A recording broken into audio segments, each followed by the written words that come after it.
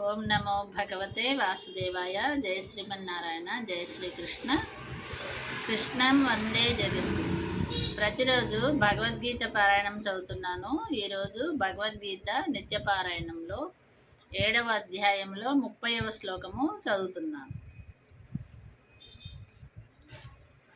సాదిభూతాది దైవం మాం సాధియజ్ఞంచ ఏ విదుః ప్రయాణకాలేపి చ మాం తే విదుర్యుక్తచేతసః. ఈ శ్లోకమునకు భావం ఏంటంటే, ఆవిరి, మేఘము, ఎండ, నీరు, మంచు ఇవి అన్నీ జ్వలస్వరూపములు. అట్లే ఆదిభూత, ఆదిదైవ, ఆది యజ్ఞాదులు అన్నీ ఆ పరమాత్మ స్వరూపాలు.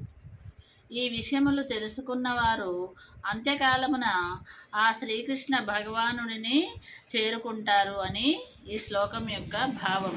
చూస్తూనే ఉండండి భగవద్గీత నిత్యపారాయణము ప్రతిరోజు. జై శ్రీకృష్ణ.